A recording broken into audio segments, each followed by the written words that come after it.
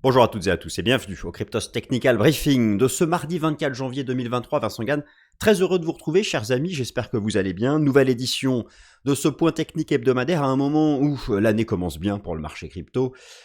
40% de hausse pour le cours du Bitcoin depuis le début de l'année, à peu près un peu moins 37% pour Ethereum, et donc un bear market neutralisé. Alors j'insiste, un bear market, un marché baissier. Enfin bon, parlez probablement mieux anglais que moi, donc un bear market neutralisé, mais un bull run certainement pas commencé. D'ailleurs, d'après vous, où se trouve le niveau de prix, là où se jouera le vrai champ de bataille, l'affrontement final pour déterminer si on part en bull run ou si après la neutralisation du bear market, on repart à la baisse. Bon, bien même moi j'ai une bonne idée sur ce sujet et donc nous allons en parler pendant cette nouvelle édition Bitcoin Ethereum, BNB et puis c'est Solana qui sera la quatrième monnaie, mais le quatrième jeton, pardon, analysé dans cette vidéo. Avant tout, chers amis, j'aimerais vous demander donc 40 secondes d'attention. J'aimerais vous faire une proposition, qui est celle de recevoir chez vous la seconde édition de notre journal, alors je parle d'un journal papier, physique, qui se lit à l'ancienne, de recevoir donc à votre domicile la seconde édition de notre journal, qui contient des interviews exclusives, c'est simple. L'excellent Valentin de l'équipe Cryptost a interviewé les 21 plus grandes personnalités crypto françaises, et puis beaucoup d'articles exclusifs, enfin de la recherche, c'est plusieurs mois de travail. Donc ce que je vous propose, c'est de recevoir cette édition chez vous, et surtout de participer à la construction de la prochaine édition qui sera la troisième. Alors cela se fait via un NFT de gouvernance. Alors nous vous les proposons depuis la semaine dernière, il en reste un peu moins de 200. Vous avez toutes les informations qui se trouvent juste en bas là dans la description. Tout en haut, je vous montre rapidement à quoi cela ressemble. Et ensuite, nous passons au vif du sujet. Alors, je réduis simplement cette petite fenêtre. Donc oui, chers amis, je vous laisse aussi apprécier la nouvelle couverture du Cryptos Technical Briefing. J'espère qu'elle vous plaît. Voilà, on s'est dit qu'il était temps de lui mettre une petite page de couverture. Bref, bon, revenons au sujet. Les NFT de gouvernance. Donc ce que je vous propose, c'est de recevoir chez vous la seconde édition de notre journal. Alors voilà, je vous montre quelques pages, la page 6, la page 7, la page 8 avec l'interview exclusive donc de nos 21 stars de l'année. Et surtout donc, et c'est ça le plus important, la page qui défile sous vos yeux, vous voyez qu'un certain nombre de personnalités ont déjà reçu leur exemplaire. Ce qui est important, bien sûr, recevoir ce document chez vous, vous allez voir, il est passionnant. Mais surtout, je vous propose de participer directement. Alors, c'est pas du flanc, c'est pas du vent. C'est-à-dire que l'équipe de rédaction de Cryptos suivra vos instructions. Donc cela se fait via l'acquisition d'un NFT de gouvernance qui coûte 100 Matic. Toutes les infos se trouvent dans la description. Mes amis, nous revenons au vif du sujet. J'ai traité avec vous la semaine dernière le sujet de savoir si le bear market était terminé. Je ne vais pas refaire beaucoup de choses qui ont été dites la semaine dernière, sont encore valables. Cependant, nous bénéficions d'une nouvelle clôture technique hebdomadaire. Le marché a dépassé des résistances. Nous étions sous 21 500 $, nous voilà à 23 000 $. La clôture hebdomadaire est sympathique, effectivement. Alors, il y a toujours deux aspects. L'aspect technique qui est effectivement très engageant depuis quelques semaines.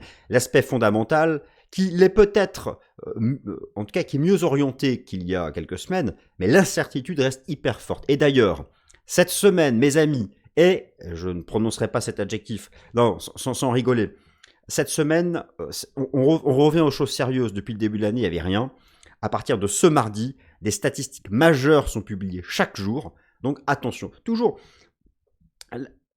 l'analyse technique, les flux, la participation et les niveaux techniques, effectivement, on a le sentiment qu'on peut aller chercher 24, 25 000 $. Et pourquoi pas ce qui est pour moi la vraie frontière entre fin du bear market et début du bull run, 28 000, 30 000 $. On va en reparler. Effectivement, on se dit que techniquement, on peut y aller. Mais à tout moment, une mauvaise nouvelle fondamentale ou géopolitique peut nous ramener tout en bas. Car cette cible des 12 000 $, qui était la cible technique naturelle des figures de renversement baissier, n'a pas été atteinte. Le contrat futur, les contrats futurs au plus bas ont dû faire 14 900. Ça restera quand même une épée de Damoclès au-dessus de notre tête. Et donc, j'insiste là-dessus. Là, on va regarder l'aspect technique. Mais toujours garder en tête qu'il y a un risque fondamental qui sera peut-être levé au cours des prochaines semaines ou des prochains mois. On verra. Voilà mes amis, alors je vais revenir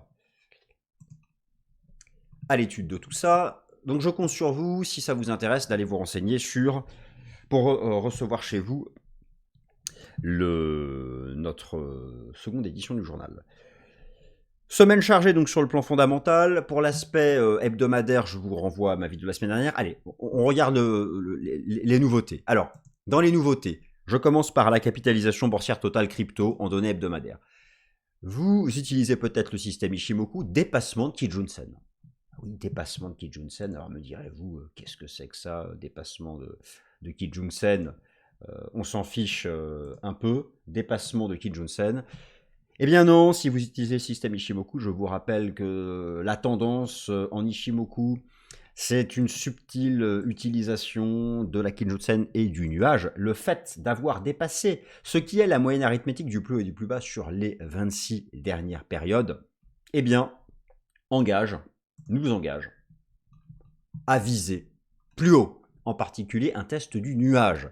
Alors, moi, mon sentiment, avant de viser jusque-là, déjà, première chose, le stop, l'invalidation de la hausse, maintenant c'est la Kijun-sen, d'accord? On repasse en dessous en hebdo, c'est terminé. Le marché revaut 1000 milliards. Voilà, c'est...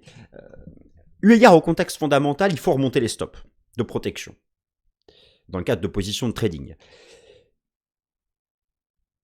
La Kijun-sen du système Ishimoku me semble là être un nouveau niveau sous lequel il ne faut pas repasser. Alors il y a aussi des gaps, on va regarder ça en données journalières sur les contrats futurs Bitcoin, il y a des gaps haussiers qui ont été ouverts.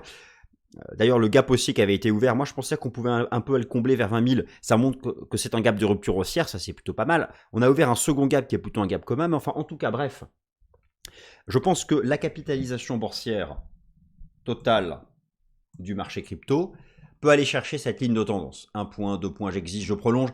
Revenir sur les sommets de l'été dernier. Est-ce que derrière, on ira chercher le nuage? D'ailleurs, regardez, si on va chercher le nuage, on revient chercher les anciens plus bas de l'été 2021. Bon, c'est là peut-être la cible. Alors, oui, la clôture hebdomadaire, elle est favorable. Ça, je remonte pour le plaisir. Les divergences haussières, qu'est-ce qu'elle était belle. Celle-là, rappelez-vous, hein, ça fait des mois qu'on en parle. Bon, le RSI dépasse 50. Ça rappelle énormément le premier trimestre 2019 ou encore mieux le printemps 2012. Et moi, je me dis qu'on peut aller chercher 70. Regardez comme c'est comparable.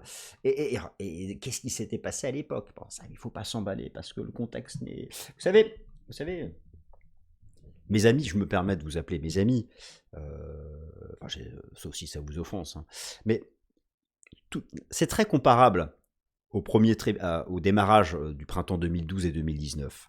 La chose qui n'est pas comparable, c'est le cadre fondamental. En 2012, au moment de la crise du Covid, les taux d'intérêt étaient à zéro. C'était l'open bar des banques centrales. Or maintenant, les banques centrales réduisent leur bilan, ont définitivement abandonné les taux négatifs, sauf la Banque du Japon. Ben ça, c'est un autre sujet. Donc, si nous étions dans le cadre fondamental d'avant, moi je disais, en route à 30 000 $ avec une forte probabilité. Techniquement parlant, j'ai envie de vous dire ça. Fondamentalement parlant, ce point de vue peut être sabré, voilà plutôt guillotiné à tout moment. C'est pour ça que je pense qu'il faut remonter les stops de protection, dans le cadre de, si vous avez des stratégies de rebond. Et la Kijun-sen du système Ishimoku en données hebdomadaires, me semble être une bonne option. Donc, alors là aussi, le RSI hebdomadaire, il a dépassé 50. Ça rappelle le printemps 2019. Et l'on se dit que le marché pourrait aller chercher la ligne de coup du double top, qui était à 28 000 $. D'ailleurs, en fait, vous avez la même chose sur le ratio Bitcoin S&P 500, la Kijun a été dépassée, le niveau de 50 sur le RSI en hebdo, on a tenu cette ligne de tendance. Bon, tout ça c'est bien joli. D'ailleurs, le Bitcoin en données hebdomadaires, regardez si on va chercher 28 000, c'est le nuage. Alors, je voulais revenir sur le contrat futur Bitcoin en données journalières. Le contrat futur Bitcoin en données journalières, et je vais retirer le système Ishimoku. Alors un gap qui est un gap de rupture, hein, il n'a pas été comblé. Je pensais qu'on pouvait le combler un peu. On a fait 20 004, on n'a pas fait 20 000. Alors le gap qui a été ouvert à 22 500, là c'est plus un gap commun. On attaque la trendline. Bon, effectivement, on se dit que le marché est en ordre de bataille pour aller chercher au moins les 24 et 25 000 dollars qui sont les sommets de l'été dernier, et peut-être enfin, la vraie frontière technique. Là où se jouera le débat entre fin du bear market et bull run, c'est pas 24, c'est pas 25, c'est 28-30 000 dollars. C'est 28-30 000 dollars. C'est là où fut à l'époque ouvert un gap baissier de rupture majeure le 13 juin dernier. Et comme je vous l'ai montré donc en données hebdomadaires, je reviens sur le Bitcoin All-Time History Index avec les Shimoku, et c'est là aussi où passe le nuage. Donc en fait, on peut, si Dieu le veut, si Dieu le veut, je fais référence au dieu de la bourse, bien sûr, aller chercher cette zone. Mais nous sommes toujours, même si on va la chercher, alors si on casse Kijun, n'oubliez pas, on n'ira pas la chercher. C'est invalidé, on va à 12.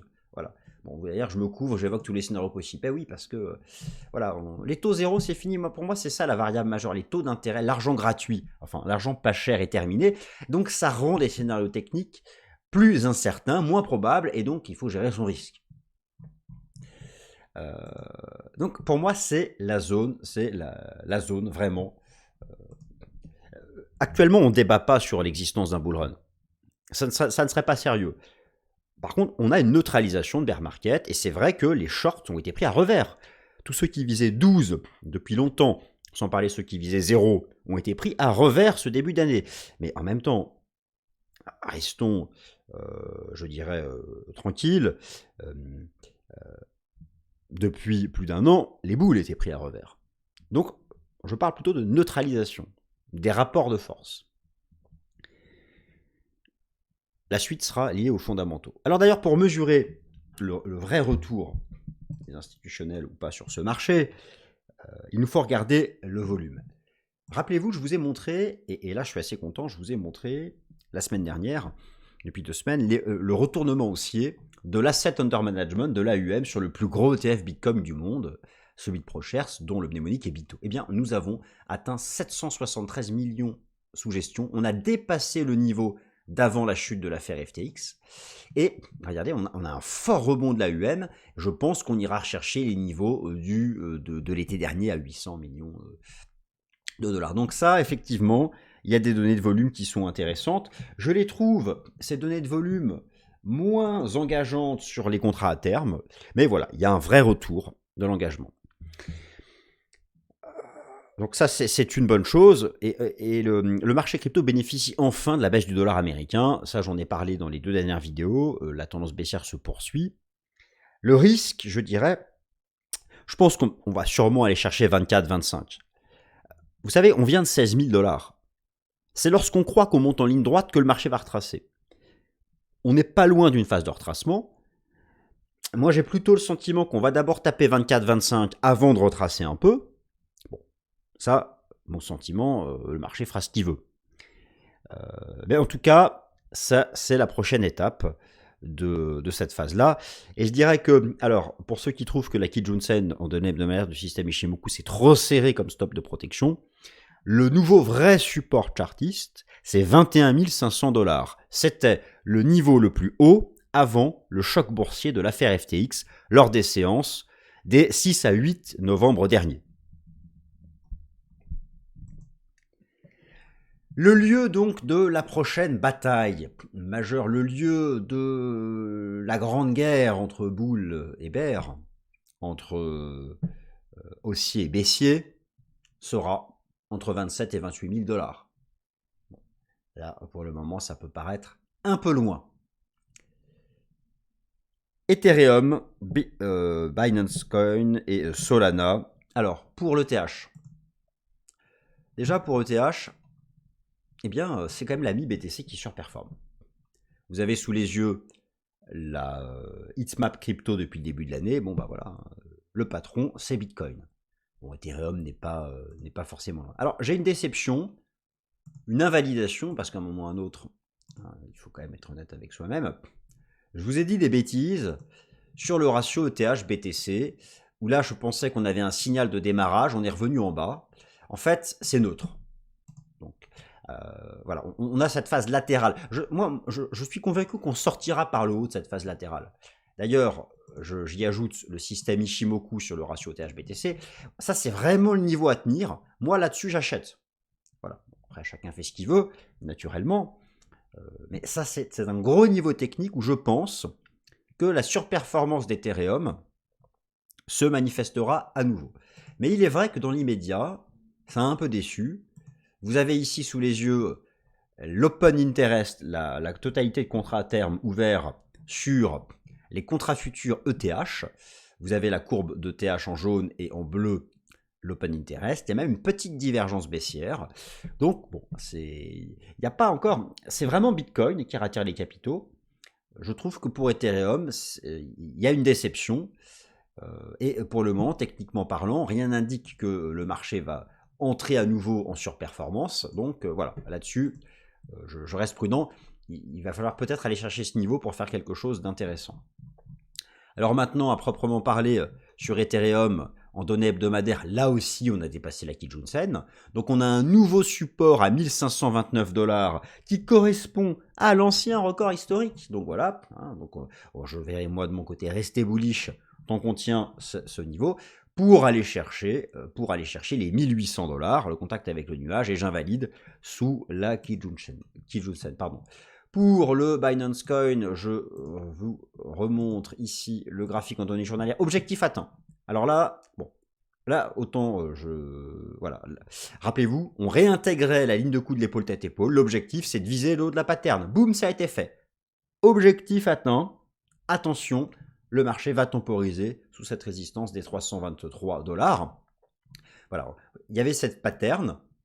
Ligne de coup brisée dans le siège de l'affaire FTX. En fait, on a réintégré. Lorsqu'on réintègre, on vise la partie opposée de la pattern chartiste. On vient d'atteindre, voilà, épaule gauche, épaule droite. Là, c'était l'accélération de début novembre, quand dans un premier temps, Binance a profité des déboires d'FTX. Maintenant, là, on va temporiser un peu. Nouveau support, 306 $, 305 $. Moi, je vise un retour ensuite à 360 $. Et pour le Binance Coin, d'aller tester cette ligne de tendance. Qui passe à 360, et nous sommes entrés dans le nuage en plus, donc voilà pour le Binance Coin. Et pour notre ami Solana, eh bien, chers amis, je me permets de réinsister, car nous en avions parlé, des superbes divergences haussières qui étaient présentes lorsque fin décembre le marché a fait son nouveau creux. Depuis, elles ont été confirmées. Belle reprise. Alors par contre, attention, le marché rencontre un obstacle graphique gigantesque à 28 $, alors qui correspond à Kijun-sen en données hebdomadaires, mais c'est surtout ce niveau de décrochage. Et regardez comme c'est intéressant, en journalier, ça correspond à un test en journalier, la lagging span journalière teste la SSB, plus la moyenne mobile à 200 jours. Donc là, on va temporiser un peu. Donc attention. Si vous attendez un signal d'explosion haussière de Solana, c'est cette zone qu'il faut dépasser, c'est les 28 $. En attendant, le marché peut retracer, hein, il peut tout à fait revenir même jusqu'à 20, c'est possible. Dépasser la résistance des 28 $ serait vraiment le signal d'achat pour là, derrière, doubler. Mais nous n'en sommes pas là pour le moment. Et encore une fois, la semaine est hyper chargée sur le plan des fondamentaux. Techniquement parlant, c'est vrai que les choses vont mieux, mais je conclus sur ce sujet en disant que il n'y a pas d'argumentation technique possible en faveur d'un bull run. Il y a une argumentation technique valable pour la neutralisation du bear marché sur le plan technique. Malheureusement, sur le plan fondamental, c'est toujours encore un peu léger. Voilà mes amis, j'espère que cette nouvelle édition du Cryptos Technical Briefing vous a plu. Et voilà, merci de m'avoir écouté et passez une super semaine. Merci.